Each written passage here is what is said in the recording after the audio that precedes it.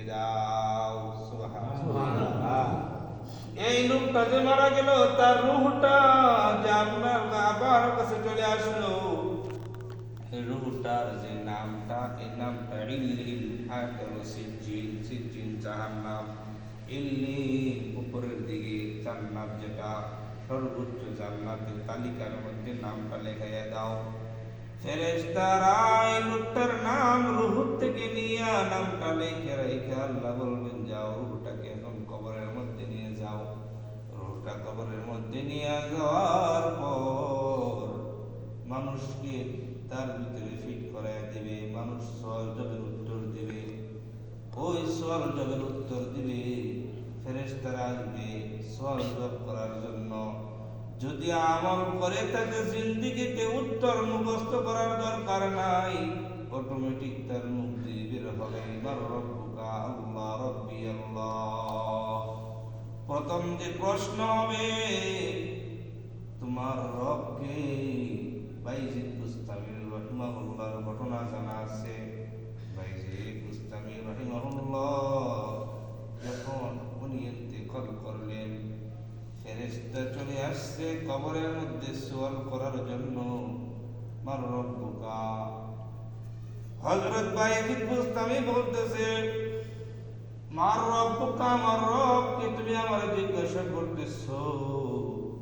যে রবরে আমি দুনিয়াতে সব সময় স্মরণ রাখতাম, নামাজের মধ্যে স্মরণ রাখতাম, ঘুমাইতে গেলেও স্মরণ রাখতাম, চলতে ফিরতে সব সময় যে মালিকরা আমি স্মরণ রাখছি, এই 3.5 হাত মাটির নিচে আইসা তুমি মালিকরা আমি ভুলি নাই।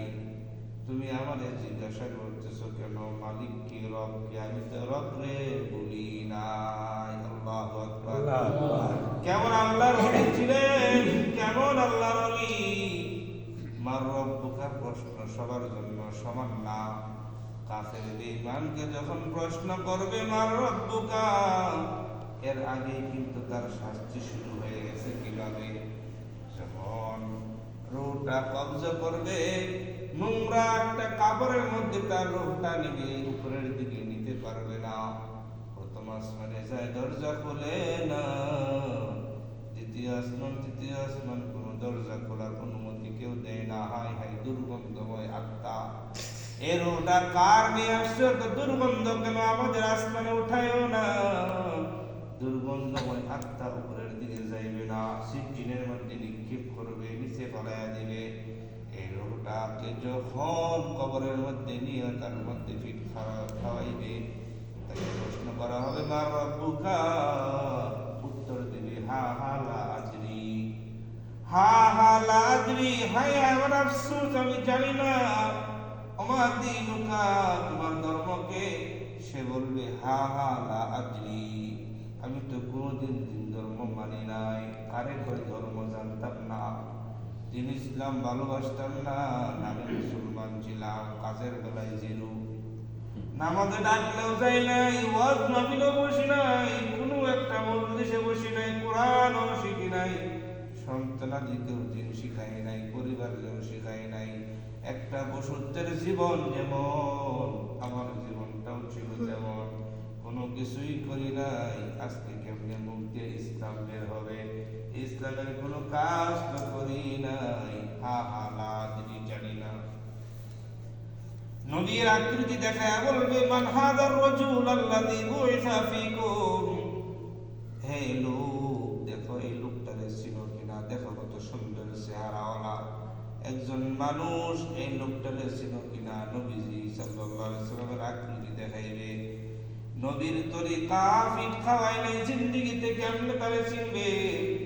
একটা নবীর সুন্নত জিন্দেগি বলা মানে নাই, নবীর কথা অনুযায়ী চলে নাই, নবীর জীবনে জীবন গঠন করে নাই। যখন বলবে এই লোকটাকে চিননি, মান হাযার রাজুল, এই লোকটাকে চিননি, বলবে হা হা লা আদরি, হায় আফসোস, আমি এটাও জানি না উনি কে, এটাও জানি না উনি কে, আজকে প্রথম দেখতেছি। ফেরেশতারা বলবে পাকড়াও করো, ধরো, মজবুত করে ধরো। আল্লাহর পক্ষ থেকে ঘোষণা আসবে, এই তো মৃত্যু, আসলেই মৃত্যু। দুনিয়াতে কোনো আমল সে করে নাই, তার কাছে দিন আসছিল, দিনটাকে সে পিছনে ফেলাইয়া দিছে। কোরআন আসছিল, সে কোরআনটাকে পিছনে ফেলাইয়া দিছে।